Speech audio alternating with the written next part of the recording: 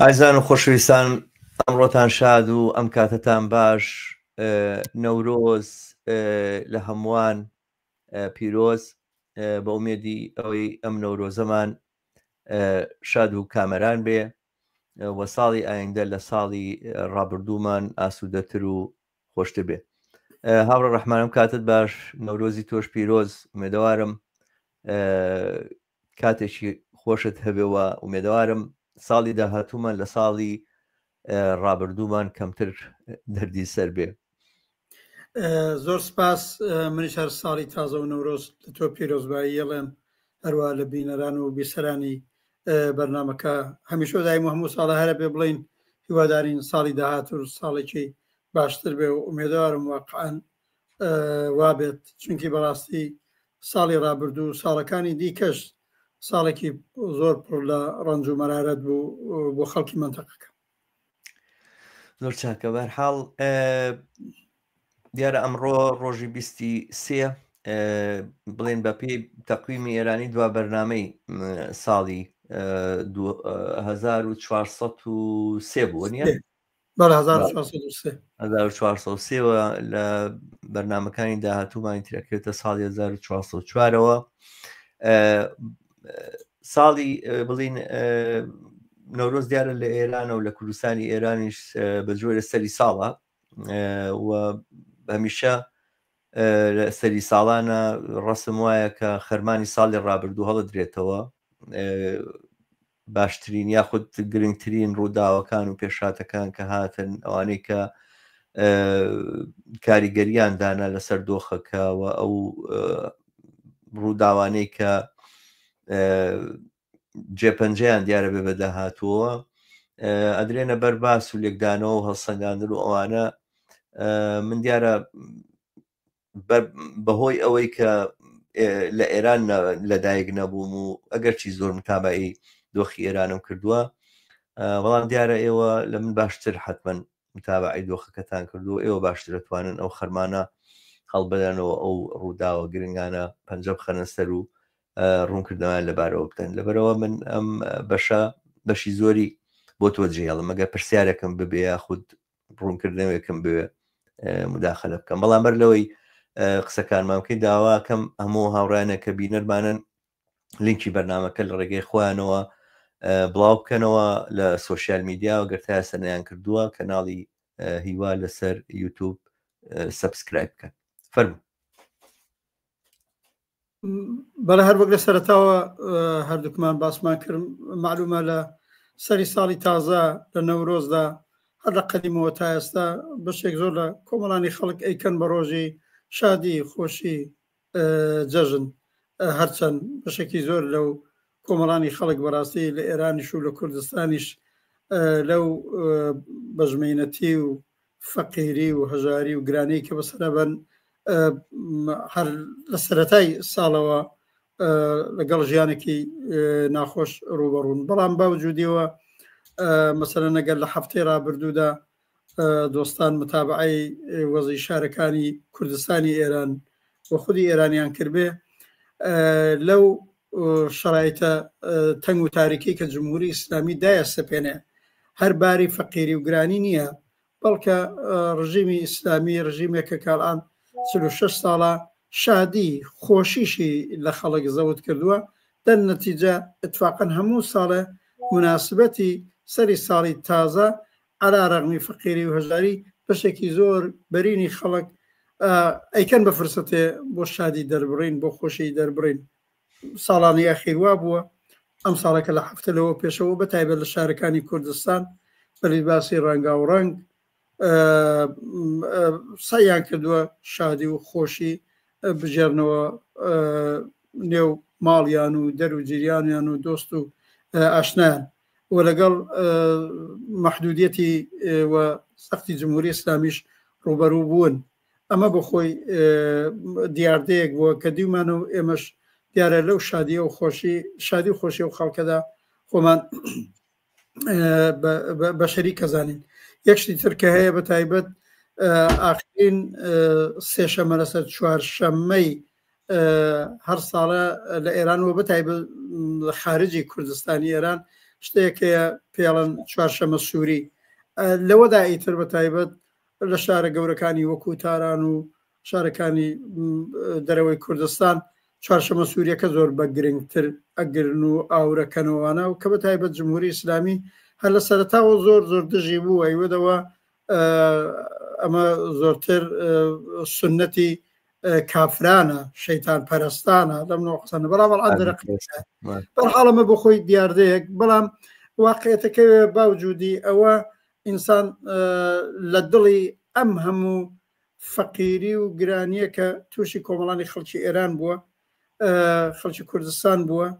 لە زۆرجێ خۆیان باسییانە کرد حتا ئیمکاناتی ئەوە نییە بەرحاڵ بەرەو پیری بەرپاکردنێکی جەژنێکی شاد و خۆش بۆ مناڵیان بۆ کەس و کاریان بۆ خانەوادەکانیان بن ئەمەش بۆ خۆی لە پەنای شادیەکە هەمیش و دایم غەمێکیش دروستەکە تۆ ئیشارەت بەوە کرد کە من زۆر کورد بە چەند مەحوەرێک لە ڕووداوە گرنگەکانی ساڵی ڕابردوو و ئێران باسکەم ڕوودا و زۆرن هەر ڕۆژێکی کۆمەلگای ئێران لەژێر حاکمیەتی جمهوری ئیسلامیە واقعاً شاهدی ڕووداوی قابلی تەوەجه بووە من لە هەمووانە گوزارم لە فرسەتی بەرنامەکەمەدانە بەڵام من منەگە چەند مەحوەرێک باسکەم هەموو ساڵێک جمهوری ئیسلامی یەکێ لەو کارە هەرە دژی ئینسانی و دژی کرێکاریانایکە پەدیدەیەکەیە ڕووداوەکەی ئەویش تەعینکردنی حەقدەستی ساڵانە بۆ چینی کرێکاری ئێرانە بۆ ئەو بەشە لە چینی کرێکار تازاگەر شاملی قانونکاری جمهوری ئیسلامیە بنکەویش هەمووی 15% بەشی زۆری ئەو چینی کرێکاری ئێرانە شاملی هەتا و قانونکارەژ نابێت هەموو ساڵێک شورای عالیکارێکیان هەیە دێ حەقدەستدانێ کە 4 تا 5 بەرابەر لەژێر خەتی فقرەوەیە یعنی ئەم ساڵەکە ژوایان کردووە مەسەرەن گۆیە حەقدەستی بنەمایان داناوە 10 ملیۆن تمەن بێ هەموو بەشێکی کرێکاری و کۆمەلگای ئەڵاڵێ خانەوادەیەکی کرێکاری بەو بێئەرزشبوونی پوڵی ئێرانیش لانی کەم بۆ بەڕێوەبردننی بژیوی ڕۆژانەی خانەوادەیەکی سێنەفەری احتیاجی بە 60 ملیۆن هە ئەم ساڵەوان 10 ملیۆنیان دانەوە یعنی 6 جار ژێر خەتی فەقر هەر ئەوە جاوەشیان کەی کردووە دروست 2 ڕۆژ پێشتر 2 ڕۆژ پێش نەورۆز 2 ڕۆژ پێش نەورۆز هەموو ساڵێ بۆ ئەوەی شادی لە خەڵک تێک بدەن وازان فرسەتی جەژن و سەرگەرم بوون بەوەشەوەیە فرسەتی ڕەنگەی ئەتراز زۆر نەبێ ئەوە کارێک هەموو ئەوە کارێکە کە کردویانە ئەم ساڵەکە و هەموو ساڵێکیش ئەوواکە ئەمە بۆ خۆی ڕووداوێکی دڵتەزێنە ئەمە تەسیرە کاتە سەر حەقدەستی نەفقەت چینی کرێکار ئەو بەشە کرێکار کە ئەسەن شاملی قانونکاریش نابن ئەمەش لەمە خراپتر وەزیەتیان بژیویان ئەکەوێتە ژێر زەخت و فشارەوە بەڵام ئەمە تەسیری لەسەر حەقدەستی نێرسەکان حەقدەستی مامۆستایان حەقدەستی حقوقی مانگانەی خانەنشینان بۆ بەشەکانی بەرینی کۆمەلگا بێ و هەموو جارێکی لەگەڵ نەفرەت و ئێعتراز ڕوبەڕوو ئەبێت بەڕاستی هەرە و ڕۆژەی تەعینیشیان کرد لە شارێکی وەکو کرماشان ئێعترازاتی گەورە ڕوویدا ئەمە ڕووداوێکە پارەکەش بووە ئەم ساڵیش تێکراریان کردەوە شتێکی دیکەی کە هەر ساڵە ڕووەدا عاقبەت بۆ ڕۆژی جەهانی کرێکار بەتەوری واقعی ئەلاڕەغمی ئەو هەموو زەخت و فشارەی کە جمهوری ئیسلامی هێنێ جموجۆڵی کرێکاری لە نێو خۆی ئێرانە زۆرە بەری ئەوە گیرێ تەواو ئێبرازی وجود بکەن ئیجتیماعاتی کاریگەری بکەن بەڵام باوجودیەوەش لە بەعزە شوێنی ئەو ئیجتیماعاتەژە کرێ و ئەڵعانیش بزانین ئەم ساڵەکە چۆنی لێ بەسەر دێ هەموو ساڵە بە تایبەت لە مانگەکانی ئەوەی لە ئێران پێڵەن خۆردات تیر ینی مەسەرەن مانگی 5 و 6 زاینیەگەت ئەتسا بە کرێکاریەکان ئاعترازە جەماوەریەکان پەرێکی زیاترەگرێ پارەکە ژوا بوو پارەکەش کە گوزرا بە تایبەت کرێکارانی نەوت پەرستارەکان یا نێرسەکان و هەمیشە و دایمیش مامۆستایان و خانەنشینانش تەزاورات و ئاعترازاتی خۆیانیان هەر دش بەم سەتی خوارەوەی بژیویان دەربڕیوە پارەکەژەوەیکە لەو ڕووداوانە بۆ کار لەگەڵی ڕوبەڕوو بووین ڕووداوێکی چاوەڕۆن نەکراو کە پارەکە ڕوویدا ئەویژەوە بوو ڕئیسی جنایەتکار کە ڕئیس جمهوریان بوو وا دیارە ئەسەن بە پیلانی نێوخۆی خۆیان کوشتیان واقعێتەکەوەیە ئەو سیستم و دەوڵەتی ئەو کە یەک دەستکردنەوەی دەسەڵات بێلایەن خامنەوە ئەی بە بنبەست گەیشت بوو بەلەبەین بردننی ئەو زاهرەن ڕێیان خۆش کردەوە ئیجازە بدەن کەسێکی زۆر ساویلکەی وەکو ئەم پزیشکیان کە پێیان وایە لە بەرەی ئیسلاح خوازە بێتە سەرکار و مانۆڕێ بوو فریوکاریە بوو جارێکی دیکە ئەو شانۆی انتخاباتیان زیندوو کردەوە ئەدەیان بردەوە پای سندوق ظاهرن بە ئومێدیەوەی کەسێک لە جناحی ئیسلاح تەڵەب بێنن کە ئەسەن وانە و بۆ خۆی وتی من زە و بووم لە خامنەیە هەرچێک بڵێ منیش ئەواکەم بۆی ظاهرن بە ئومێدیەوە بوو ئەگەر مەسەرەن دەوڵەتی بایدن ئیدامە بە دەوڵەتەکەی بدا و ترام نێتە سەرکار بمانۆڕی مزاکرە بڕێ فشار و زەختەکان لەسەر خۆیان کەمکەنەوە لە عینە حاڵە باڵی ئیسلاح خوازی نێو خۆیان دڵیان بەدەست بێنەوە بڕێگە و مانۆڕانەیان کرد بەڵام ئەڵان بە تەواوەتی لە بنبەستایە خودی دەوڵەتی ئێستای جمهوری ئیسلامی بە هەر لحاظێک و تەمەشایکەی بەلحازی ئابووریەوە بەلحاز سیاسیەوە بەلحاز فەرهەنگیەوە بەلحازی ئیدارەی کۆمەلگاوە با من هەر وەک مثالێک بیاڵم ئێران برێکیش توولانی بوو 32 محافزەیە مەسەڵەن 3 هەفتە لەوە پێش 25 محافزە لە ئیدارات لە خوێندنگا لە زانکۆ لە مەدرسە هەموو تعتیل ببوو لەبەرچی لەبەرەوەی کارەبا تەمین نابوو لەبەرەوەی ئەو پشارنەوە کارەبایان بۆ تەمینانە لە 32 محافزە 25یان وتیان ڕۆژی هەفتەیەک ئۆتڵێ ینی بۆچی بیانەکەیان چی بوو تاڕ ڕەحمان بە بیانی چیەوە تعتیلات بەشە گەڵەن ئەو بەشە جاری وایە مشکلی ژینگەیان هەیە ئەو هەواکە و نەخراپە بەشێکی دیکەش هەروتیان بدەلەوەی وتیان کارەبا تەمین نابێ مشکلمان هەیە خۆوازانن خۆ ناشێت کارەبا تەمین نابێ ئۆتڵە بن منزور وەیە ئیدارەی کۆمەلگاکەشیان پێ ناکرێت و ئاخری قسە بەوە تەواویەکەم بەرحاڵ یا شاید پێش ئەوە ئەم دەورانە دووبارە هەم اعتصابات کاریگەران هەم اعتراضاتی جەماوەری بە تایبەت مامۆستایان و خانەنشینان و پەرستارەکان زۆر پەرەیەکی زیاتری گرتووە و ئەمە هەیە لە مەیدان نایە و بەرحاڵ ئەبینی کۆمەلگای ئێران لەسەر واقعەن بۆرکانی جارێکی دیکە هاتنە مەیدانی ئاعترازی جەماوەریە ئەوە پێشبینی ئەکرێ ئێستاش بە هاتنە سەرکاری ترامپ زیندووکردنەوەی ئەوەی پێڵەن فشاری حەدی ئەکسەری فشاری لانی زۆر کە لە پێشدایانی حەسارەی اقتصادیەکان تونترکراونەتەوە و هەر ئێستا ئاسەوارە خراپەکەی بۆ سەر ژیانی کۆمەلگا دیارە لەلایەکی دیکەوە هەڕەشە و گوڕەشەی هاوکاتی هەم دەوڵەتی ترامپ هەم نەتانیاهوو بۆ لێدانی نظامی لە شوێنە هەستەیی و شوێنە سەنعەتیەکانی ئێران هەیە ئەمەش خەتەرێکە یعنی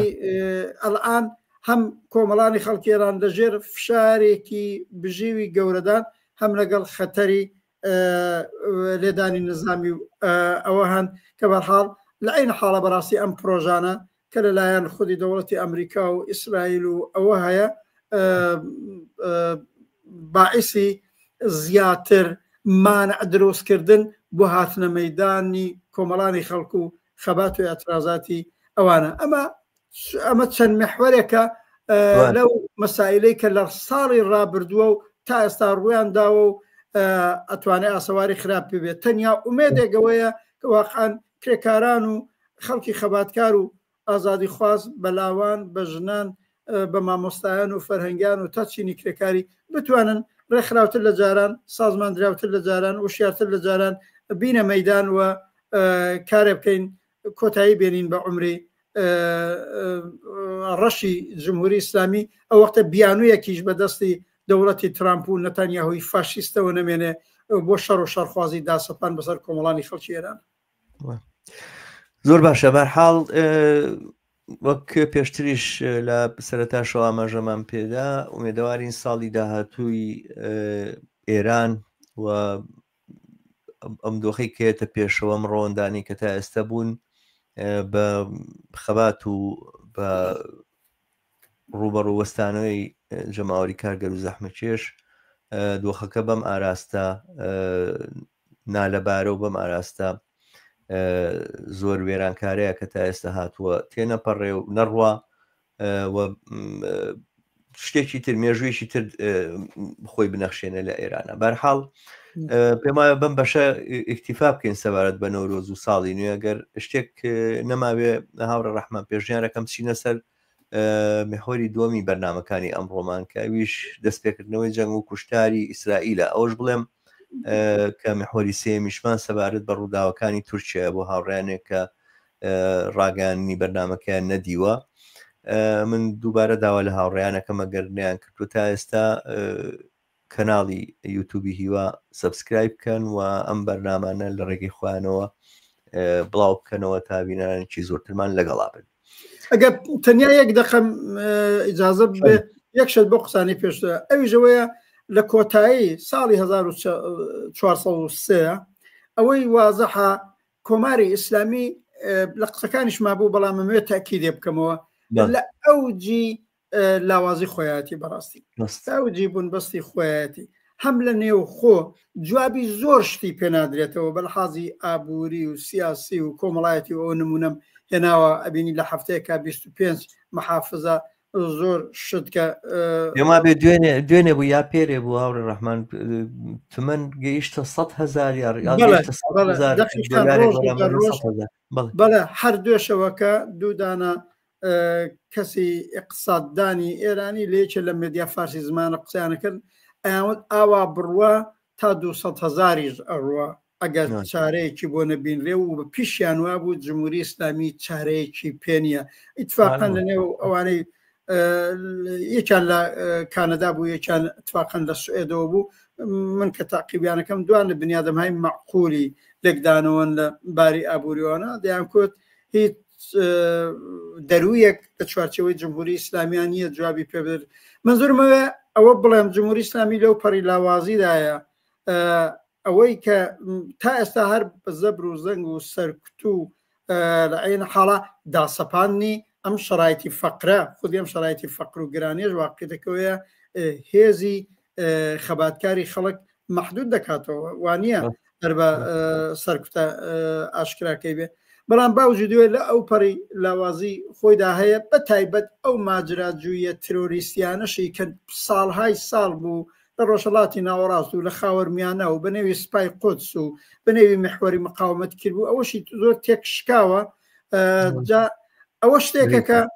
کۆمەڵانی خەڵکەزانن و شاید بتوانن بە ڕێخستن و بە وشیاری و بە سازماندراوی بکرێ جمهوری ئیسلامیەکی لاوازکرا و کۆتایی بە عمری بێ ئەوە تەنیا ڕێگایەکە کە لە بەردەمی جەماور و کۆمەڵانی خەڵک و کرێکارانە دەنا ئەو پرۆژانەی ئۆپۆسیۆنی دەستە ڕاستی ئێران لە ڕاستیا سەڵتەنەت تەڵەبان ئەساسی ڕەزا پەهلەوی ئومێد بستن بە دەوڵەتی ترامپ و نەتانیاهو ئەوانە غەیر ئەز عاقبەتێکی ڕەش هیچ شتێکی بۆ کۆمەلگای ئێرانتیان نابێت. دقیقاً زۆر باش. بەڵێ کاتێ بچینە سەر بەشی دووەمی بەرنامەکەمان یاخود محوەری دووەم تەورەی دووەمی قسە و باسەکەمانش دەستپێکردنەوەی جەنگ و کوشتاری ئیسرائیلە لە غەزە. لە ڕاستیە ئەو ئەم دەورە تازەیی کوشتار زۆر بێڕەحمانەتر و دڕندانەتر دێتە بەرچاو ئەگەر ئەوەی پێشووتر بە جۆرێک بە ئیمتیداد و بە درێژکراوەی جەنگێک کە لە حوتی یاخود ڕووداوێکە لە حوتی ئۆکتۆبەرەوە دەستی پێکرده بوو حسابەکراوەوانە بەڵام ئەمەی ئەم جاریان زۆر بۆن و بەرامەی کوشتارێکی دەستە جەمعی پێوەیە و دیارە کە ناشی شاردنەوە قسە لەسەرەوەیە کە من لە ئەمڕۆ لە هەواڵەکان جۆم لێ بوو یەکێک لە ئەوانەی کە هەڕەشاکەن لە غەزەوەوانە وتبووی ئەگەر ئەمە ببێت و ئەوە ببێت و کۆمەڵێک مەرجیدانا بۆ ئەم کارانە سەرنجام سەر بگرێ ئێمە ڕێگا ئەدەین خەڵکی غەزە لە غەزە بچێتە دەرەوە ینی نەگەم جاریان چوونە دەرەوە لە غەزە و دەردووە دەرنانی خەڵک لەو شوێنە و چۆڵکردنی غەزە لە خەڵک ئەو پاکتاوکردنی ڕەگەزیە لە غەزەیە تقریبەن ئەم جارە مەرجشی بۆ دانراوە ینی بە جۆرێک ئیدعاکان و تەبلیغاتەکان وایە کە ئەوە هیچ کام کارە جێبەجێ ئەەکەین و ئەمە بەشێکە لەو نەخشەی کە دامان ناوە بۆ پاکردن و پاکداوکردنی غەزە و گواستنەوەی خەڵکەکەی بەهەرحاڵ گواستنەوە و دەرکوە دەرنانی 2 ملیۆن کەس لە غەزە بەڵام جۆرێک مەرجیشی بۆ دانراوە و ئەم کوشتارەشی کە کرا کەوازان لە 400 تا ئێستا گەیشتۆتە 500 کەس لە خلالی ئەم دوو ڕۆژەیە و بڵێن 2 ڕۆژیان 3 ڕۆژەیە لە شەوی سێشەمەوە دەستی پێکەشە و دووشەمە لەسەر سێشەم لە بڵێن لەو 500 کەسە نزیکەی 150 کەسیان تەنها مناڵن. ئەمە ئیتر جۆرێک نمونەیەک نیشانەدا لە دڕندایەتی کە پێم وانە پڕشی ئەم دڕندایەتی و پڕشی ئاگری ئەم ڕق و تۆڵە سندنەوەیە تەواوی ناوچەکە نەگرێتەوە و کارێکە کە هەموو ئەوانەشی کە لە خۆرهەڵاتی ناوەڕاستە ئاژین فەڵەستینی بنیان عەرەب بنیان کورد بنیا هەر نەتەوەیەکی تر خوان بە لایەنگری فەڵەستینێک هەمزانن یا نەزانن سەرنجام بێبەهابوونی ژیانی ئینسان بەم ئەندازێ و بەم ڕادەیە و داسەپاندنی تۆڵەسەندنەوەی دەستە جەمعی و سزادانی دەستە جەمعی لە خەڵک بەم شێوازەکە لە غەزە و لە فەڵەستینە ئەچێتە پێش و دیارە غەزەش نییە بەڕاستی کەناری خۆراواژ وەزعێکی باشی نییە وەڵامەوەی غەزە زۆر بەرچاوتر و بەرجەسترە بەم ئەم جۆرە بەهانە جێگیربوونی بەڕاستی ئایندەی ئەم ناوچەی ئێمە تووشی ڕۆژگارێکی زۆر تاریکتر و دەرناکترەکە لەوەی کە ئێستا تا ئێستا ژیاوین. بەرحاڵ من وایە بینم کە ئەمە بەشێکە لەو پرۆژەیەوە بەشێکە لەو نەخشەیە کە ترامپ دایناوە بەشێکە لەو داوایی کە ترامپ کردوێتی یاخودە و پرۆژەی هێناوێتی بۆ گواستنەوە قسە لەسەر گواستنەوە نەکرێت بۆ سۆمال و بۆ سوودان بازدەواکرێت کە موافقەت لێ وەرگیراوە دیارە کارەکە گەینە جێگایە کە وەک خۆیان ئەیانێ و مەبەستیانە وەختێک خەڵک لە غەزە دەرەکەن سەدان هەزار و ئەیانێرن بۆ ئەفریقیا بێ ئاهەنگ بجێڕین کە ئیتر باشە بەزنیە مناڵانە جانیان دەرباز بووە نەبوون بە گۆشتی دەمی تۆپی ئیسرائیلەکان و ژیانیان لەبین نەچوو.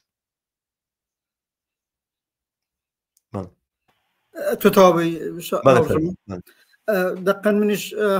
لە پێشەوە بڵام هاوڕایم لەگەڵەوەی ئەم دەورەیە و ئەم فازە لەم پاکتاوی ڕەگەزی و لە دژی خەڵکی غەزە و فەلەستین دقیقاً هەنگاو هەڵێنان بۆ جێبەجێکردنی تەرحەکەی ترامپە کە دەڵێ کارتی غەزا بێ فەلەستینیەکان بڕۆن دانیشتوانی بڕۆن ئەمریکا بێتە ساحەبی دوایی ئاوەدانیە کاتەوە ئاوەدانیە کاتەوە ناکاتەوە لە سەری مەسلحەتی اقتصادی خۆیانەوە ڕەنگە بیکەن نازانم ئایا لەو 4 ساڵەی عمری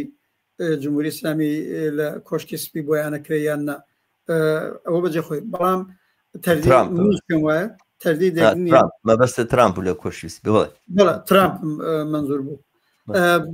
بەڵێ ترامپ دەرنەچەم منزورمەیە بڵێم درێژەی ئەوەیە چونکی ئەمە بە قسەی حتا مفەسرێکی ئیسرائیلی کە من لە مێدیای فارسی زمانەوە هاتبوو قسەیە کرد 2 ڕۆژ لەوە پێش ئەینی ئەم قسەیە کرد ئەیوت دەستپێکردنەوەی شەڕ لەلایەن ئەرتەشی ئیسرائیل و نەتانیاهوەوە هیچ دەلیلێکی ئەمنیەتی نییە هیچ دەلیلێکی جەنگی نییە غەیر ئەز دەلیلی سیاسی تەبانە و دەلیلی سیاسیەکەی زۆر بەرتەسکانە لێکەداوە کە گوۆیە هەرەیەوێ دەوڵەتەکەی خۆی ئیدامەکاری ببێت دەوڵەتی چێپێڵم نەتانیاهو ئەمە گۆشەیەکێتی گۆشەی ئەسڵیتر هەرەمە جزوی ئەو نەخشەی ڕۆژهەڵاتی ناوەڕاستێک کە موردی نەزەری نەتانیاهو و ترامپ و ئەوەیە کە باشکرا بەنظرم قەزیەی فەلەستین تەواوەن لە ڕووی سەحنەی ڕۆزگار پاکردنەوەیە ئێستا بەحسیان غەزەیە منیش پێم وابێ قەدەمەکانی بعدی لێرە سەرکەوتوو بن ئەچنە سوراغی کەرانەی باختەری یا کەرانەی خۆراوە ئەو جێگای محمود عەباس و ئەوانیش دێن تەنگ بەوانیش هەڵەچنن هەتا بەحسی عاقبەت دامەزرانی ئیسرائیلی گەورەیە کە حتا ئەو ئیسرائیلی گەورە خەتەرە بۆ سەر خودی ئۆردۆنیش و وڵاتانەکانی دەروجیرانی عەرەبیش دەنەچە زۆر ئاشکرایە بەرحاڵ لە چوارچێوەی ئەم نەقشەکانی فاشیزمی ترامپ نەتانیاهویە ئەیانەوێ ببێنە پێشێ ئەوەی مەسەلەیە باوجودی نەفرەت ئاعترازاتی بەرین لە سەتی دنیاشدا هەیە بەڵام ئەم بزوتنەوە ئاعترازیانە ئەوە سازماندراو ئەوەندە بەهێز نین ئەوە ڕێکخراو نییە کە ببێ بە فشارێکی جددی بەربگرێ بەم پاکتاوی ڕەگەزی بەربگرێ بەم زوڵم و زۆرە ئەساسیە بە بەرچاوی کۆمەڵانی خەڵکەوە بەڕاستی بە معنایە گەبێ بڵین ئەمە سەرشۆڕیە بۆ بەشەریەت کە لە بەرچاوی ملیاردها ئینسانەوە بە ئاسانی بەبێ هیچ دەلیلێ بەبێ هیچ تەوجیهێک هەر لە سێ ڕۆژی ڕابردووە 200 منداڵ کوژراوە ئیتر ئەمە ئەوجی بێشەرمی نەزمی حاکمە ئەوجی بەشەرمی نەزمی سەرمایهدارە ئەوجی فاشیزمی ترامپ نەتانیاهووە کە ئەم ڕۆژەڕەشیان تووشی کەرتی غەزە و خەڵکی فەلەستین کردووە تەبعەن بە هەر ڕاجۆستنێ بە هەر پاکتاو سازیە تا زەمانێ ئەم زوڵم و زۆر و کێشمەکێشە بێ ئەو خۆرهەڵاتی ناوەڕاستە و خودی ئیسرائیلیش ئەمنیەت بەخۆیەوە نابینە بە نەزەریم ڕاست بێگومان وهایەوە باسەکە لەسەرەوەیە کە ناڕزایەکان فراوانن ئاورە ڕەحمان پێم وایە کە لە زۆر شوێن هەر لە چەند شەوی ڕابردووە لە زۆر جێگا ناڕزایی زۆر بەهێز بەڕێخرا بەڵام مەسەلەکەەوە لە خودی ئەمریکایە ئێستاوەی کە نازاماگاداریان ناب ینی دەوڵەتی ئەمریکارەوە نیت چەک و تەقەمەنی ئەدا بە ئیسرائیل و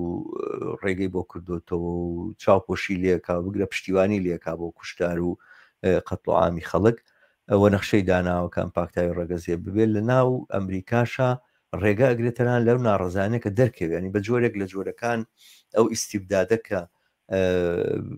ئەوێت ترامپ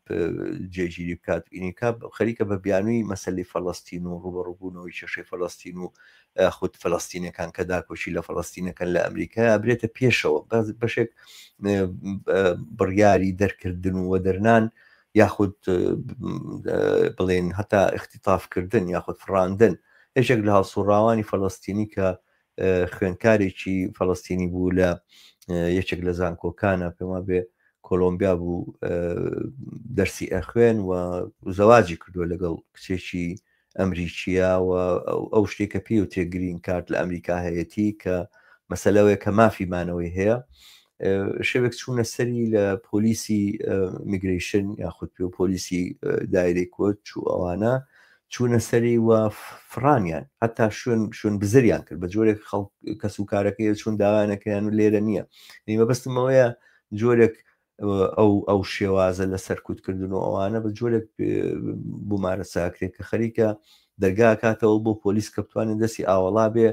بەبێ ئەوەی لێپرسینەوەی لێ بکرێتەوەوانە دەست بەرێ بۆ تەنانەت خەرکردنی ئەو یاسانەی کە خۆشیان هەیەنەوە تۆمەتی ئەم کەسی کە دەستگیریان کردووە هیچ شتێکی تر نەوە جگەلەوەی کە هەوڵی داوە خۆپیشاندان لە بڵین زانکۆکەی خۆیان سازمان بدات و ڕێک بخە ئەو تەقیمە دروستە مەسلەی ئەوەی کە لە ئیسرائیلا ڕوەدا ئەمڕۆ چونکە لە ڕێگەی میدیاوە ئەگوێزرێتەوە و خەڵک بە بەرچاوی خەڵکەوە ئەمە ڕوەدا ینی مەسلەیەک نییە مەسەرەن ئێمە ڕسمێکی پیاکەین لێرە و لەوێ قسە لەسەر قەتڵ و عامی بۆ نمونە ئەرمەنیەکان بوو لەلایەن دەوڵەتی عوسمانیەوە یاخود ڕاگواستنی ئاسووریەکان بووە لە ئاشووریەکان بووە لە تورکیا یاخود دەرکردنی بۆ نمونە یۆنانیەکان بووە لە تورکیا نازانم لە ناو لە مێژووە زۆر ڕووداوی لەم بابەتانە لە ئەفریقا لە ئاسیا لە ئەمریکا ڕویان داوە ئەمانە تۆ بێنی مەسەلەن بوێنەیەکی بێنی لە ڕابردووە بتەوێ دۆکمنتێکی لەسەر دۆزیتەوە ئەمە ڕوون و ئاشکرا بەبەر چاوی کامێراکانی هەموو میدیاکانی جیهانەوە ڕوو ئەدا و ئەمە ئیتر زۆر تونند و تیشتر و زۆر دڕندانەترە لەوەی کە 200 ساڵ لەمەوبەر ئەنجامەدرا ئەمڕۆ ئەمانەی کە ئەیانەوێ خەڵک قەتڵ و عام بکەن وەکو هتلەر نانکەن بە بیانویشی دیاری کرا و لە ناویان بەرن گوایە هاوکاریان کردووە لەگەڵ دوژمنانە یاخود خەتەری ئەمنی دروستەکەن بۆ وڵات و ئەبێ قەتڵ و عام بکرێنە بێ زیندانی بکرێنە بێت لە شوێنەکە دامرن دەست بەسەر بن و ئەوانە تاکو دوایی مەسیریان معلوم بێ و بەدزیەوە بەدزی چاوی کامێراکانەوە پۆل بکوژرێن ئەمە زۆر بە ئاشکرا و بە ڕوونی لە بەرچاوی خەڵکە ئەنجامەدێکە لە ڕاستیا من هەر کەسێک ئەم ڕووداوە نبینەوە بە شتێکی ئاسایی ئەزانێەوە پێی وایە کە ئیتر ئاوایە شەڕ و کوشتاری تیا بێت و خۆ شەڕ نییە بەبێ کوشتارەوەوانە هەستەکەی ڕۆیشتووە لەگەڵ ئەم شەپۆلی دڕندەی و بێ بەزەیە کە بۆتە باو لە دنیای سەرمایهداریە ئەویشی ڕاماڵی و بردووتی لەگەڵ خۆیەوە بە جۆرێک خەریکین لەگەڵ ئینسانەتی خۆمانە کەوینە شەڕەوە لەگەڵ نامۆ ئەبین بە ئەو بەها ئینسانانی کە باوەڕمان پێێتی بکرد بەشێکە لە وجودمان وەکو ئینسان وەکو مرۆڤ بەڵام ئەمە ئیتر ئەو دۆخەیە کە ڕاستی بازێک لە ڕەوتە ناسیۆنالیستەکانیانوێ پەرەی پێ بدەن یعنی ممکنە بەشێک لەوانەکەی جوان لە ئێمە بێ ئێستا بڵێن جامە چی بۆ مەسەلەی فەڵەستینە بۆ هەر ئەبێ ئێمە باسی بکەین و ئێمە لەسەری بڕۆین و قسەی لەسەر بکەیوانە بە بڕۆی من ئەو وێنەی کە ئەمڕۆ لە فەڵەستینی بینن ممکنە سبەین ئێمە لە تورکیا ببینین ئەگەر لە بڵێن باکووری خۆر هەڵاتی سووریا بینیمان سبێنە دەرحەق بە خەڵکی ئەو ناوچەیە کرا و بە سەدان هەزاریان کۆچ پێکران بەبێ ئەوەی کە هیچ بیانویەک هەبێ بۆ ئەمە بەبێ ئەوەی هیچی نەک بێ بۆ ئەمە ئەگەر پۆل کوژران و بەم شێوازیان لێ هاتوو ئەوانە ئەو دەم ئەمەژە بێتە شتێکی ئاسایی تا ئێستا ئەمە مای ناڕەزاییە مای تووڕەبوو نەمای بێزاریە مای ئەوەیە کە کەمپین بکەی لە دژی تاوانکاران بەڵام ئەو دەمکە ئەمە بۆ ئیسرائیل بچێتە سەر ئەوەی بۆ ئیسرائیل ڕەوایە بۆچی بۆ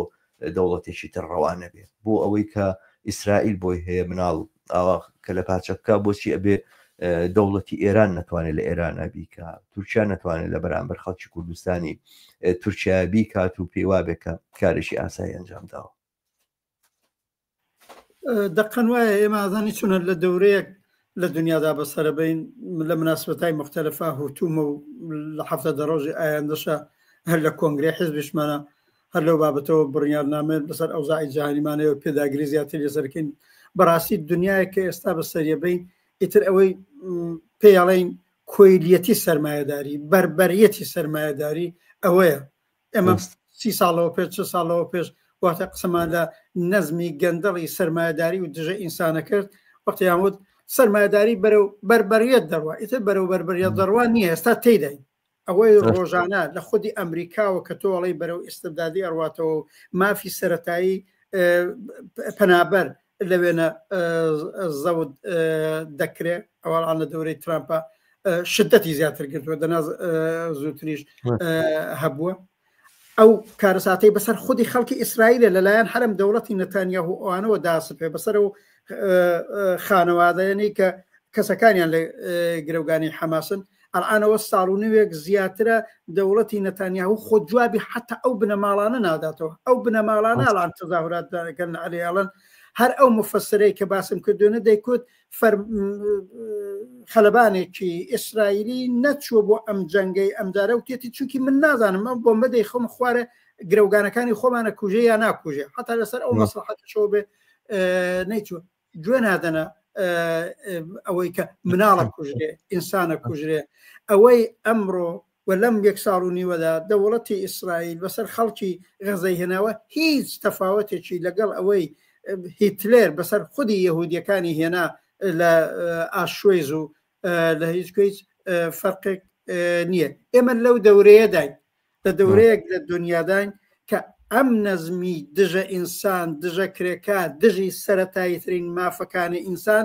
زاهرەن لەم ئەمریکا و ئوروپایی کە بە هەر دەلیلێک هێندێ ماک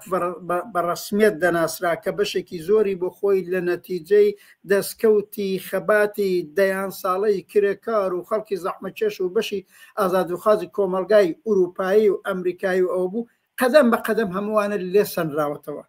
و هەرم فەزا ئیستبدادیاڵان لە خودی ئەمریکا و ئوروپا خەریکە پەراگرێ هەرم مافی سادەی و خۆیان ئیدعا نەکرد حقوقی بەشەر لێرە زەوت دەکرێت دەن نەتیجە وایە ئەم وەزیەتە بەرەو پاکتاویەکی ڕێگەزەی تەواو لە هیچ کەرتی غەزە هەیە منوتم بۆ سەر باقی فەلەستینیەکانیشی هەیە و ئەم جارە ئەو دەوڵەتانی تۆ نێوت بدن ئەوە دەوڵەتی تورکیە دوایی ئەچینە سەر باسەکەی خودی جمهوری اسلامی 46 ساڵە بە تەوری واقعی ڕۆژانە بە نەوعێک نەسڵکوشی لە کولی خەڵکی ئێران کردووە نەکرد لە بەشێکی مدام زیندان مدام گرتن مدام ئیعدام تۆ ڕۆژ نییە لەو کۆمەلگایەدا ئیعدام نەکرێت ڕۆژ نییە یعنی تۆ ڕۆژێکی بێعدام شک نابی لە حاکمیەتی جمهوری اسلامیدا لەو فەزایەدا منە قسەی تۆ ئەسەلمێنم نفرەت زۆرە ئاعتراض زۆرە ناڕەزایەتی لە نێو ئەم کۆمەلگایانە و حتا ئەڵعان دژ بەم کۆمەڵکوژیە لە غەزە زۆرە بەڵام بەڕاستی نەیتوانیوە ئەو نە بەهێز بێ ئەو نە بە قووەت بێ ئەو نە مبتەکر بێ بە شێوەها و بە ئبتکاراتێ بتوانێت وەها زەختە بخاتە سەر خودی ئەم دەوڵەتی ترامپی فاشیست یا دەوڵەتەکانی پێشووی ئەمریکاش نەکار لە دەورەی بایدنەوە بگرە تا خودێم دەوڵەتانی ئوروپایی کە پشتیوانی ئەسلی دەوڵەتی ئیسرائیلن کە بەرحاڵ بەری ئەم وەزە بگیرێ مەسەلەن ئەگەر بە مثال بێنینەوە وەختێ شەڕی ڤێتنام بوو لەلایەن ئەمپریالیزمی ئەمریکا ئەبعادی خەباتی ئاعترازی بەرابەر بە شەڕی ڤێتنام هەر لەم ئوروپا ئەوەندە بەهێز بوو ئەوەندە مبتەکر بوو ئەوەندە تەنگی هەڵچنی بە دەوڵەتی ئەمریکا واقعاً چۆکی دادا مەجبور بێتە پای سازش لەگەڵ ڤێتنامیەکان ئێستا ئەوە ناکرێت لە چوارچەوەی ئەم ڕۆژهەڵاتی ناوەڕاستەیە کە نەتانیاهوو بووە بە هەمەکارەکەی و معلومیش بوو بە هاتنە سەرکاری ترامپ دەستی ئاواڵەترە بێ هەموو کە زانی ترامپ بێتە سەرکار دەستی دەوڵەتی فاشیستی ئیسرائیل ئاواڵەترە بێ بۆ هەر نەقشەیەک لەم منتەقەبی باتە پێشێ نەقشی زۆر زیاتری هەیە دەوڵەتی فاشیستی ئیسرائیل بە حمایەتی ترامپ هەم بۆ سووریا هەم بۆ جمهوری اسلامی و ئێران هەم حتا بۆ عێراق ئەڵان مەترسی بە بۆنەی هێزە نیابەتیەکانی جمهوری اسلامی و لە سەحنەی سیاسی عێراقا بۆ ئەوێش هەیە دەنەچە مەترسی گەورە لەسەر بەشەریەتە قسە ئەوەیە ئەم بەشەریەتێک کە حەخوازە کە نفرەتیە لە مۆزێتە ئەبێ ڕێگایەک پەیدا کرێ ئەبێ ڕێگایەک پەیدا بکرێ بۆ بەهێزتر بوون بۆ بە ئبتکاری زیاترەوە هاتن مەیدان دژ بەم بربەریەتی سەرمایه‌داری کە منیش پێم وابێ بەشێکی لە پێشە ئایا لە خودی کۆمەلگای ئەمریکادا دژی ئەم سیاسەتە فاشیستیانە کۆمەڵانی خەڵک عاقبەت دێنە مەیدان یا حتا باڵەکانی مخالفی هەرم فاشیزمی ترامپا ئەتوانن کارێ بکەن لە خودی ئوروپادا عاقبەت لە چینی کرێکاریەوە و لە خەڵکی ئازادی خوازیەوە ئەتوانن تەکانێ بخورێ لەو وڵاتە عەرەبیانە کە ئەزانم دەوڵەتەکانیان فاسدن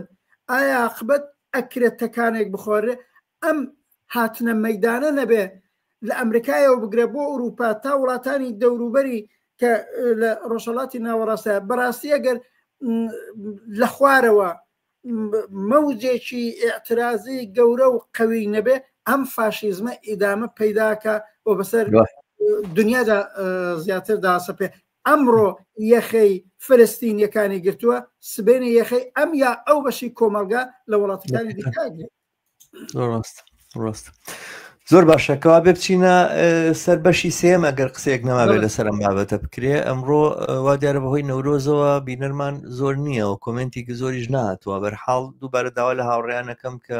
لینکی بەرنامەکە لەلایەن خۆیانەوە بڵاو بکەنەوە یوتیوب بینەروان زۆرە بەڵام لە فەیسبوک کەمە بەڵام دووبارە لینکی بەرنامەکە لەلایەن خۆیانەوە بڵاو بکەنەوە بۆی بینەری زۆرترمان هەبێ بەرحاڵ بچینە سەر بەشی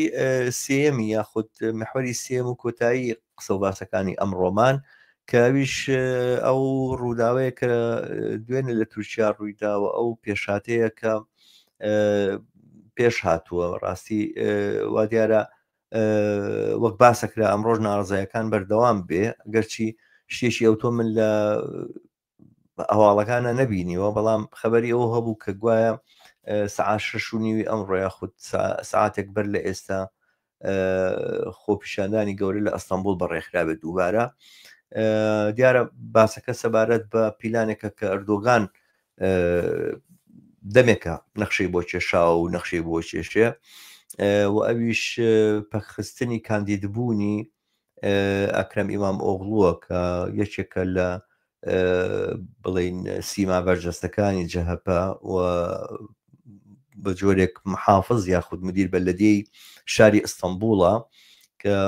ڕسم و عادە دوایە کەسێکە بێ بە مدیر بەلەدەی شاری ئەستەمبوڵ قۆناغی دوای ئەوەیەکە بێ بە سەر و کۆمار خودی ئەردۆغانی شەر بۆ ڕێگایە هاتوو بوو بە سەر و کۆماری تورکیا و قسەکە لەسەرەوە بوو وەختێک کە بوو بە سەرۆک شارەوانی ئەستەمبوڵ کە ئەو بەهێزترین کاندیدە بۆ بەرەنگاربوونەوەی ئەردۆغان دیارە دەمێکە پیلان بۆ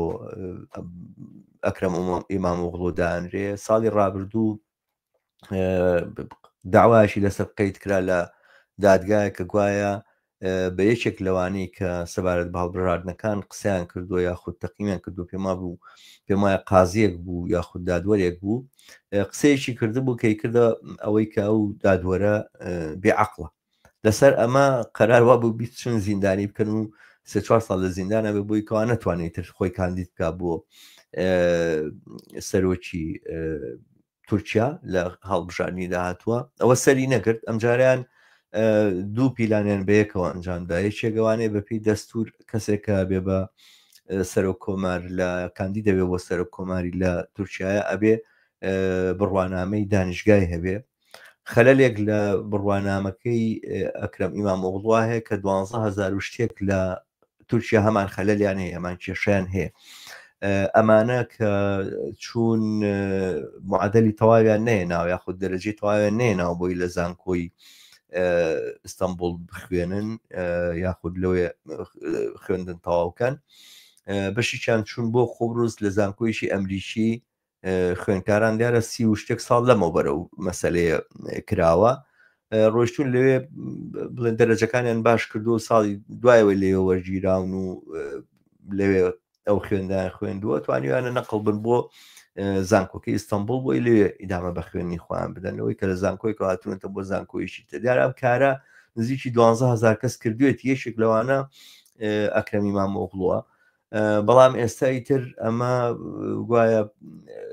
دانیشگا بڕیاریاوە کە ئەو بڕوانامەیە تەواو نییە ساختەیە جێگای سەرنجەوەیە کە هەر لە هەمان زانکۆیە ژنێکە پرۆفیسۆرەوە سەرۆکی بەشێکە لە ناو ئەم زانکۆیە یەکێک لە کۆلیجەکانە ئەویش هەمان بڵین دۆخی هەبووە کە ئیمام ئۆغڵۆ بووە ئەویش ئێستا لە پرۆفیسۆری دەرکراوە تقریبا 28 کەس لە زانکۆیە شادەکانیان لێ سەنراوەتەوە دووبارە بوون بە هینجا پرسیارەوەیە ئەم پرۆفیسۆرێک دنیا دەرسی بەیەک خوێنە کاریش بوتەوە کە تەخەڕوجیان کردوان چیان لێ ئەمە بەشێکە لە پیلانەکە پیلانەکەی تریژەوەیە گوایە تۆڕێکی تاوانکارین کۆمەکیان بە پەکەکە کردووە ئێستا بەر لەوەی کەوا بێم شتێکم بینین لە جێگایەکان نووسراوە گوایە 100 ملیۆن دۆلاری نردووە بۆ قەندیل و بەم جۆرە هاوکاری بڵێ قەندیل و بڵێن ئەوانی کردووە و ئەم بەشێک لەم گروپە تیرۆریستی لە ناو حکوومەتەکە و لە ناو دەسەڵاتەکەی خۆیان جێ کردووەتەوە و هەروە گەندەڵی کراوە پارەی زۆر سەرف کراوە کە دیارە هەموو ئەمانە تۆمەتی هەڵبەستراون بەڵام باسەکە لە تەوقیتەکەیەتی بۆ ئللا بزار لێرەیە کرا من بۆ نەیەکتیفاکەم حەز ناکەم زۆرتر وەخت بەرم پێم خۆشە باری سەرنجی تۆ بزانم دواتر ئەم تەفاسیلی تریش لەم بابەتەوە قسە لێکم فەرموو ئەوەی منیش ئەم دوو ڕۆژە تاقیبم کردووە شاید تۆ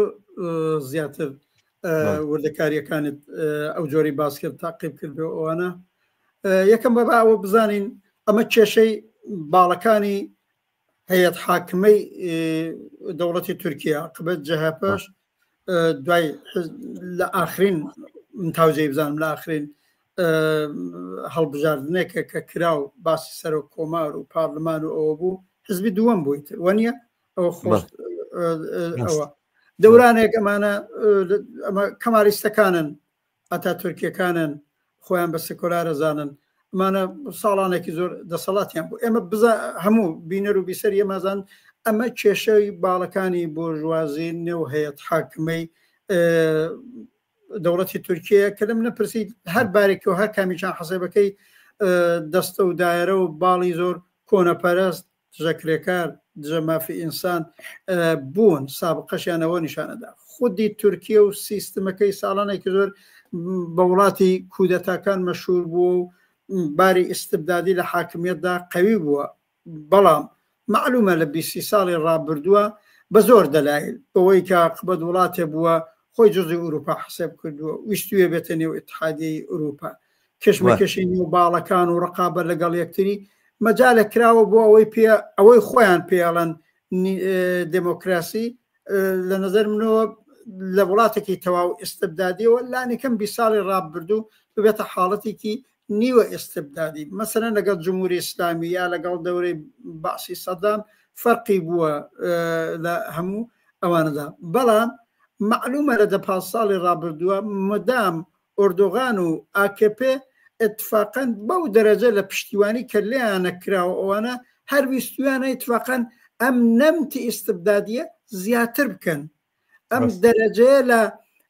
دەرەجەیەک لە ئاواڵەبوون لە کۆمەلگاکەدا ئەگەر وجودی بوو 20 ساڵەوە پێش حتا ئەوە بەرتەسکردترکەنەوە خۆ ئێمە ئەزانین عاقبەت ئەو ئاعترازاتەی پارکی گەزیان چۆن سەرکوت کرد هەرم دەوڵەتی ئەردوغان کە ئەو وەختە نخست وەزیر بووانە بە تایبەت مەودای فعالیت و هەڵسوڕان بۆ بەرەی چەپ بۆ بەرەی ئازادیخواست لەوێنە زۆر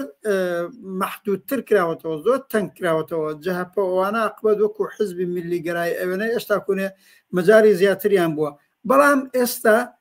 لەم کەشمەکەشەی ئەم باڵانەی بۆژوازی نێو هەیەت حاکم و بە تایبەت جەهەپە کە ڕەقیبی ئەسلی AKP و ئۆردۆغانە و بۆ انتخاباتی داهاتویان کە 2028 منیش پێم وابێ ئەساسی دەلیلە سیاسیەکەی ئەساسی ئەنگیزە سیاسیەکەی لەم پەروەندانەی ئێستا هاتوونەتە من و تۆ پێم وابێ ناتوانین بڵێن ئەرە و پەروەندانە چەندە واقعیە چەندە واقعی نییە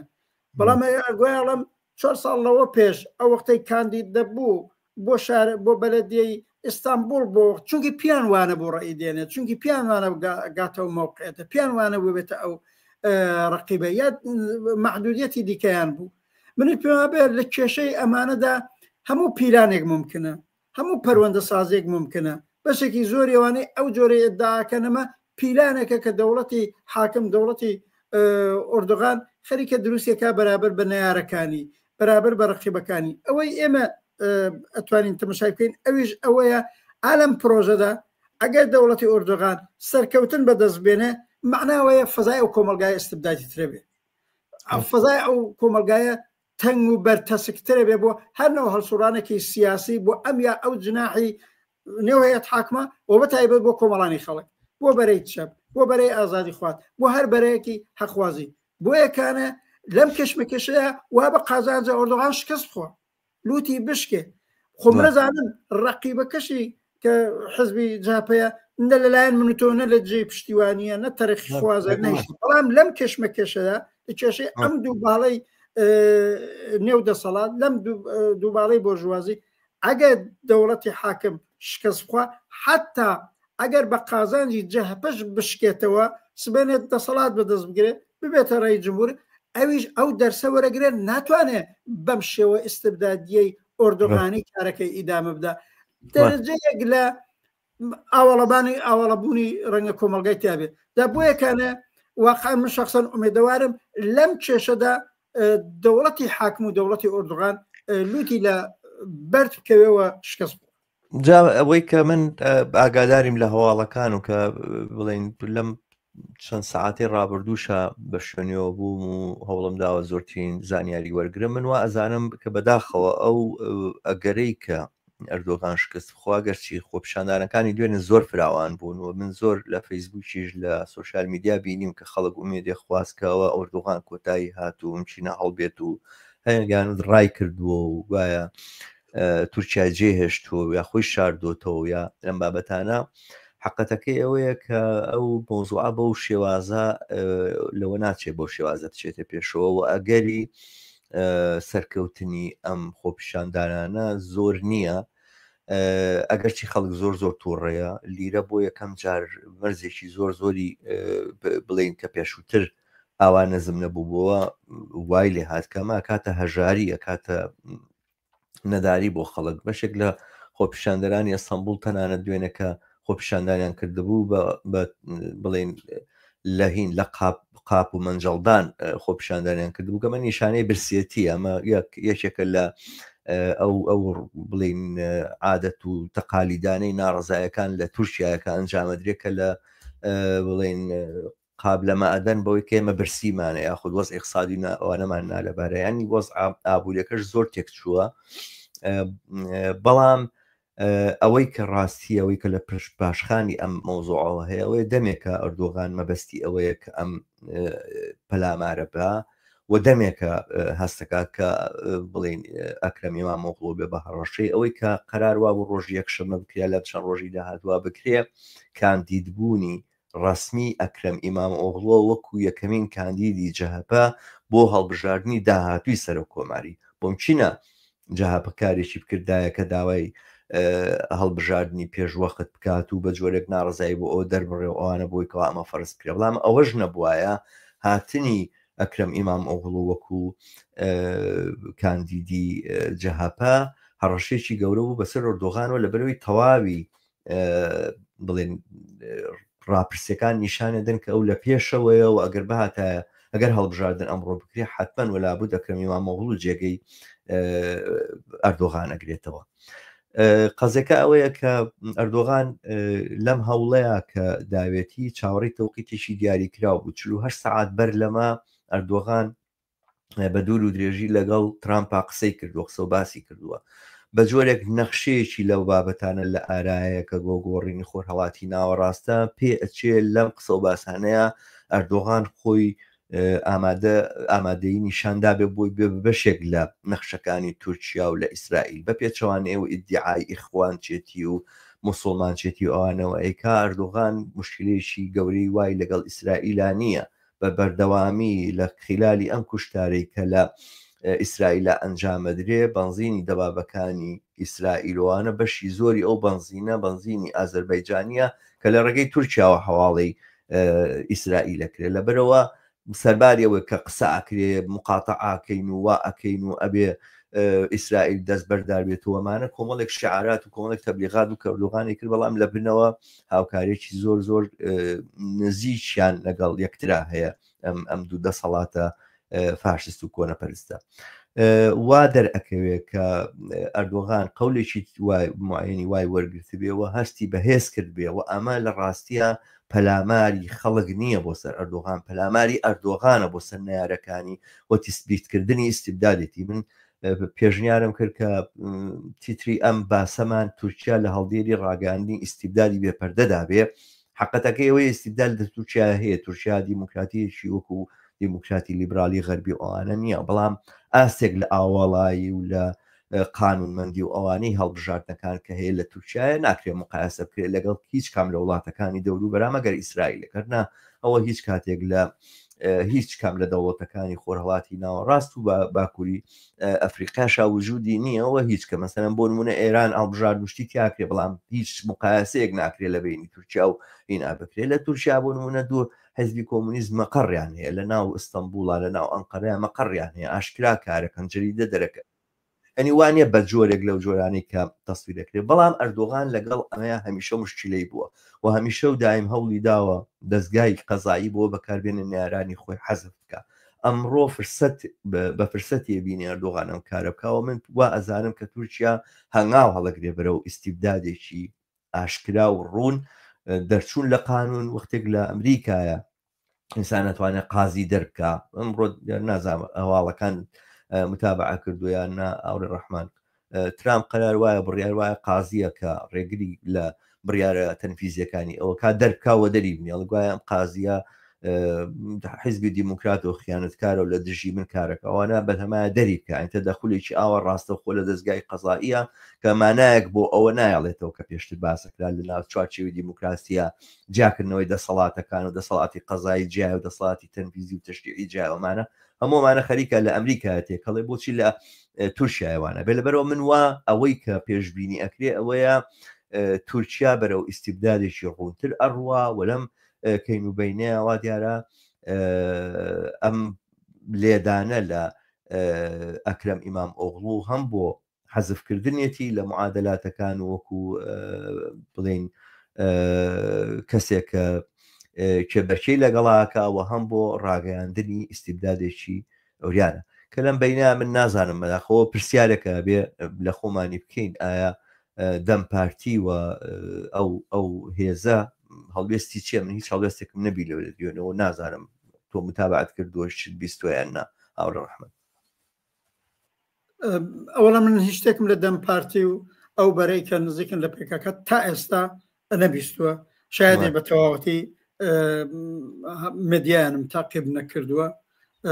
بەڵام تەسەورەکەم بەم وعدەی دیالۆگ و مەجاالدان بە ئۆجاران پەیامەکەی ئێعلام کا و دەم پارتی لەم بینەدا ئەوەی خۆیان پیاڵێن پرۆسی ئاشتی یاسازشیان بەدەستەوە گرتەوە بە نەزانم ئەوانی پاسی و ڕاگرت بێ ئەوان ئەلان بە قازانجی خۆیان بە قازانجی پرۆسەیە کە زاهرن بەنێوی ئاشتی دەستیان پێکردووە ئەلان لایەنگری لە ئیمام ئۆغڵو بکەن و لە دژی ئەردوغان و ئەو دەوڵەتە قسە بکەن معلومە ئەردوغان تەحملی ناکە و لیان قبول ناکە و ئەوە باجێکە لەوانی سندووە با من بگەڕێمەوە سەرەوە ئەم تەحولاتی کە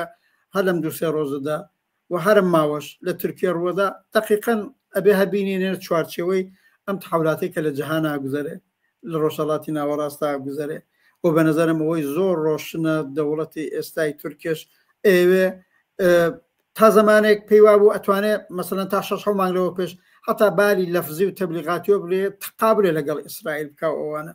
بەڵام ئێستا بینن لەم پرۆسەدا ئەم پرۆژەی ڕۆژهەڵاتی ناوەڕاستە بە تۆری واقعی ئەمریکا ئیسرائیل تا ئێستا سەرکەوتوو بووە محور مقاومەتەکە شکستی خواردووە دەرنچە دەوڵەتی ئۆردوغانی حتا ئەخەوانی ئەوێ بۆ مانەوەی خۆی لەگەڵم وەزیەتە جوود کە من بۆ باشە هەر لەم دووسێ هەفتەیە کە بە بۆنەی ئەم پەیامەی ئۆجەلانەوە سمینار و کۆڕ و کۆبوونەوە بوو بەش بە حاڵی خۆم قسەم کردووە وتم حتا ئەوەی دەوڵەت باخچەلیەک و بە حمایەتی حتمما ئۆردوغانە و کارەی کردووە دێ و پەیامی ئەوەدا و بە ئاشتی و برایەتی بینی کورد و تورک دروست بێەوەوانە کە لە سابقەیان نەبووە ئەوەندە فاشیز بووە بەشێک بۆ خۆجووتکردنیانە لەگەڵم وەزیەتەی ڕۆژهەڵات ئەویشەوەیە کارتی کورد بەدەست دەوڵەتی ئیسرائیل ئەمریکا کەسی ترەوە نەبێ بە قەولی خۆیان سازشێکیان لەگەڵ کردێ ئێستاش ئەم کێشمەکێشەی ئێستاش و بەتایبەت بە فاکتێک کە تۆڵی سەعاتا لەگەڵ ترامپیش قسە کراوە و لەوانەیە وعدە و وعیدێکی گرتوێ عاقبەت دەوڵەتی حاکمی ئێستا لە تورکیا ئەوێ بەشێ لەم ئاڵوگۆڕانەی ڕۆژهەڵات بێ لە سووریە دەرەجەیە لە موفقیەتی بەدەستێناوە موفقەتی بەعدیەکەیەوەیە قەزیەی کورد لەوێنە کۆنتترۆل بکرێ گەلانی کەم سەرکوتیش نەکرێت کۆنتترۆل بکرێ ئەو چۆرەی کە دەوڵەتی تورکیا ئەوێ لە چوارچێوەی تەوافق و سازشی بینی دەوڵەتی دمشق و مەسەلەن جریاناتی کورد لە کوردستانی سووریا من پێما بێ ئۆردوغانوانە بەو نەتیجە گەیشتون هاوڕایی زیاتر بکەن لەگەڵ پرۆژەی ترامپ و حتا ئیسرائیل ئەو جۆرەی کە تۆڵی هەرچەنەمە خوێندنەوەیەکی زیاتریەوێ ئەبێ بزانین ڕۆژەکان و ئەم تەحولاتە چۆنی بەسەردێ بۆ ئەوەی بتوانێت لەگەڵ ئەم پرۆژەی ڕۆژهەڵاتی ناوەڕاستی ئەمریکا و نەتانیاوانە خۆی جوودکە دەی لە نێو خۆی خودی تورکیەدا عاقبەت دەبێ ئەو کارتانەی کە پێی وایە بە زەریری ئەتوانێت بچەرخێ ئەوانە کۆنتترۆل بکە بەشێکی مەسەلەی کوردەکە بووە بەم وعدەی ئاشتیە بەشێکشی وەیە ئەم ڕەقیبە ئەسلیانەی خۆی بخات حاشیەوە خۆ ئەزانێ ناتوانێت حزبی جەهاپا بە تەواوەتی سەرکوت بکە بەڵام ئەوێ خۆنسایان بکە ئەیان بخات بیان بخاتە پەراوێزەوە ڕەقیبە ئەسلەکەی کە گەرم ئیمام ئۆغڵووە بەرحاڵ تحتی کۆنتترۆل قرار بگرێت من پێما بێ هەموو ئەوانە لەو چوارچەوەیە ڕوەدا و بەتایبەت دەوڵەتی ئێستای ئۆردوغانوانە لەگەڵ بحرانی اقتصادی گەورەش ڕوبەڕوهن لەگەڵ مشکلاتی اقتصادی گەورە ڕوبەڕوهن لەگەڵ ناڕزایەتی گەورە ڕوبەڕوهن ئەم کێشمەکێشانە ئەگەر تیا سەر بکەوێ لە عین حاڵە ئەو مشکلاتی تریش ئەخاتە پەراوێزەوە دوای حەلی بکە و من ئاخرین قسم ئەوەیە نەتەنیا ئەگەر تیا سەر بکەوێ فەزا ئێستبدادیە بێ ئەگەر ئەم کێشەیە زۆر تونتر بێتەوە من ئەڵان زۆر ئاگادار نیم فاکتی زۆر قەویم نییە لە تورکیا هەمیشە و دایم لەم شەرایطە زۆر ئاڵۆزانەیە لەم شەرایطە زۆر حادانەیە عقبەت ئەرتەژ نەقشێک لە خۆی نیشانەدا بەحسی کودەتا مەترەحە بێ هەرچەند دوای 2014 بوو 15 بوو ئەو کودەتا ناموەفەقەی کرا خودی ئەم ئۆرتۆغان وەها دەستێوەردانی لە نێو ئەرتەشی تورکیا کردووە ئەلان ئەگەر کودەتایەکیش بکرێ بە نەفعی ئۆردۆغانەکرێ باوەڕ ناکەم بە نەفعی جەریانێکی دیکە ئۆردۆغان بگاتە جێگایەک دەرەقەت جەماوەرەکە و ئەم جەهەپەنەیە من پێم وابێ یەکێ لە فاکتۆرەکانەوەیە دەست بەرێ بۆ دەخاڵەتی ئەرتەش و ئەرتەش بێنێ بە نەفعی خۆی نەوع کودەتامانن بەڕێوە بن بەرحاڵ ئەوە وایە منیش پێم وایە ڕووداوەکانەوەی کە بینین تا ئێستا وایە خوێنینەوە کە لەوە ناچێکە بڵێن ناڕازیان یاخود نەیارانی ئەردۆغان لە جەهەپۆ ئەوانە دەستی باڵایان هەبێ ئەوان ئەگەر بەدەست ئەوان بێ بڵێن کاردانەوەیکی زۆر وا توندیان لەخوایان نیشان نەداوە کە نیشانی باکە بە هیچ جۆرە قوبوڵ ناکەن ئەم مەسەلەیەتە بەپەڕێ و ئەوانە یاخود بڵێن شەڕمان هەتاک و کۆتاییە شتی لەم بابەتانە نابێن ینی مووقفێکی زۆر بەهێزی وا نابینرێکە هەموو جەهەپە لە پشت بڵێن ئەکرەم ئیمامۆغڵۆ بن چونکە شتێک حقیقەتێکی هەیە یەکێک لەم مۆزوعانە نوکتانەی کە هەشە لەم بینە ئەوەی ئەم قەزەی کە ئێستا چۆتە مەحکەمە گوایە ئەکرەم ئیمامۆغڵ و باندێکی بڵێن تاوانکاری سازماندا و ڕێخستۆ ئەوانە و گەندەڵی کردو ئەمانە لە ناو خودی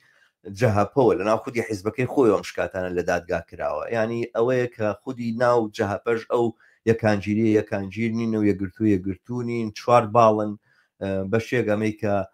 ئەلتەرناتیڤەکەی تریان یاخود کاندیدەکەی تریان کە مدیر بەلەدەی ئەنقەرەیە لەگەڵ ئەکرەم ئیمامۆغڵوە لەسەر یەک خەدنین هاوڕانین و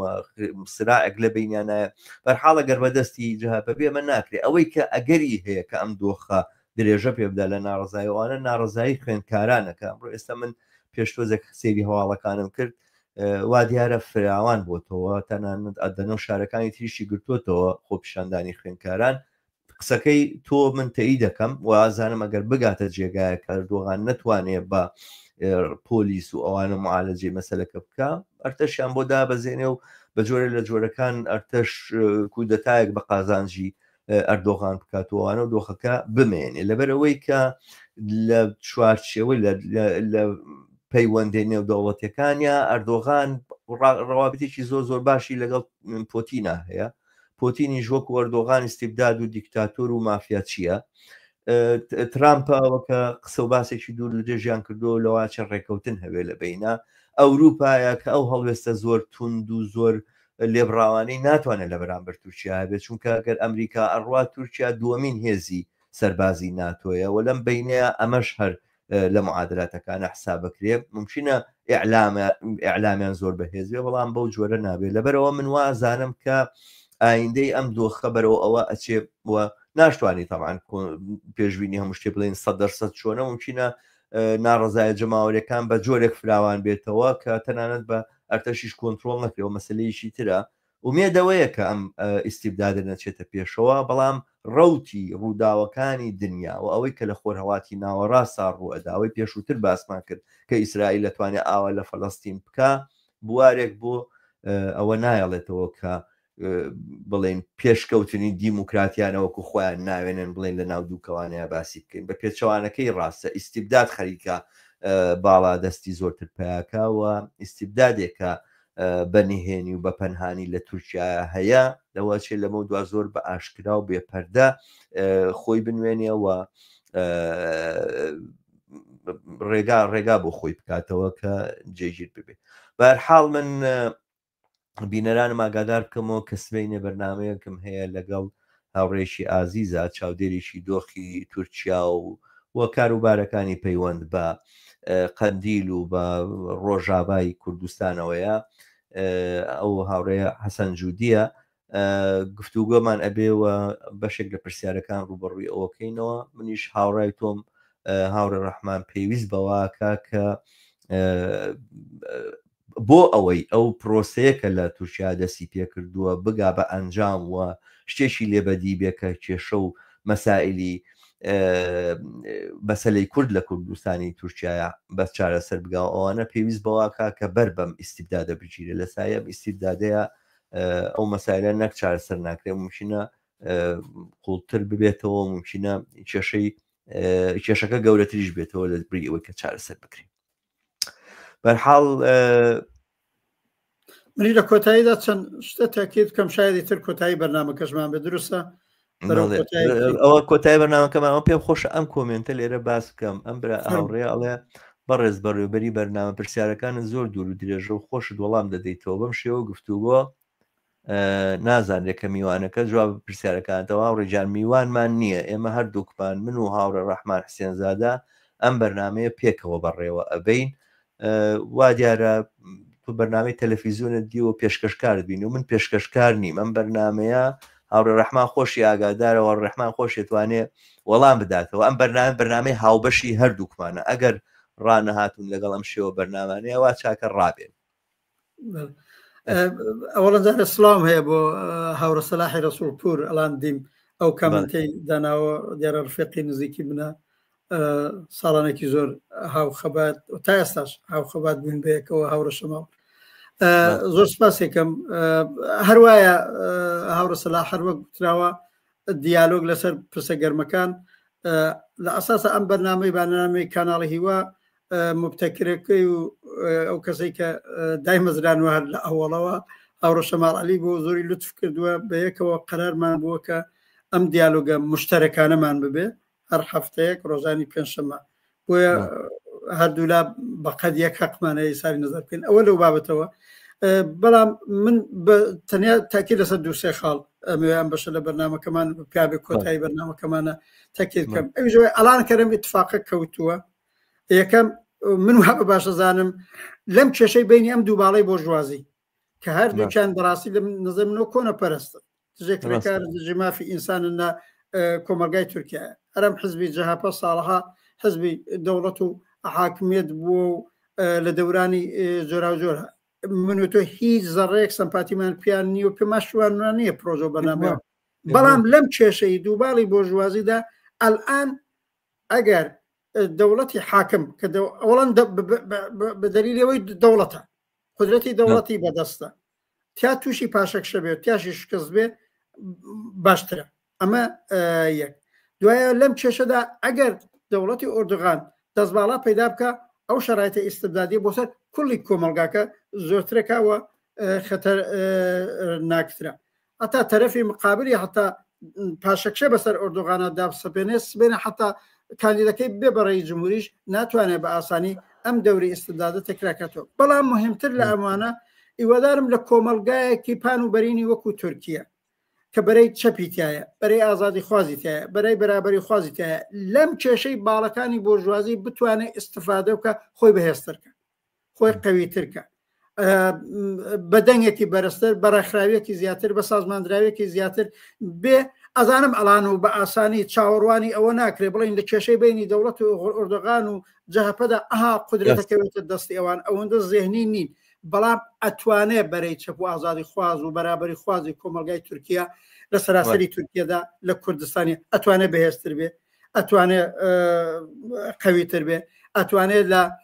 پرۆسەی تەحولاتی سیاسی ئایندەی تورکیەدا نەقشێکی زیاتر بێ و کۆمەلگا بەرەو ئەو جگایە بەرێکە بەرحاڵ ئازادی خوازی و بەرەبەری خوازی پەرەیەکی زیاتر بستێنێ و ئەم ڕەوتی کۆنەپەرستی ئەردۆغانی و جەهەپەی و ئەوانە بکەونە پەراوێزی کۆمەلگاوە هیوادارم بەرەی چەپ و ئازادی خواست لەم پرۆسەدا خۆیان بەهێزتر و قەویتر کرد زۆر باشە بەرحاڵ بەم قسانەی تۆ هاوڕێ ڕەحمان بەرنامەکە کۆتایی پێدێنین بە ئومێدی ئەوەی کە ئەم شەو و ڕۆژەکانی داهاتوو جەژنی نەورۆز لە کوردستان و لە ئێران هاوڕا لەگەڵ شادی و لەگەڵ کامرانی لەگەڵ خۆشی بگوزارێ بۆ هەمووان و دووبارە بە ئومێدی ئەوەی کە ساڵی داهاتوومان ساڵێکی ئاسوودەتر بێ لەم ساڵێکە تێمان پەڕان. مێش هەروە ئاواتە خوازم و زۆر سپاس بۆ بینەران و بیسەرە. زۆر باشە. بەم جۆرە بەرنمەکانی ئەم بەرنامەی ئەم هەفتەیەشمان کۆتایی دێنین. بینەرانی ئازیز، دووبارە داواکارم لینکی بەرنمەکانمان لە ڕێگەی سوۆسیال میدیای خۆتانەوە بڵاو بکەنەوە و تا بەرنمەیەکی تر و چەند باسی تر لە بەرنمەی داهاتووی دیالۆگ لەسەر پرسە گەرمەکان لەگەڵ هاوڕێم ڕەحمان حسێنزادە هەفتەی داهاتوە پێشکەشی ئەوەی ئازیزەکەین تا بەرنمەی داهاتوو هەمووتان بە شادی و کامرانی ئەسپێرم. هەشاد.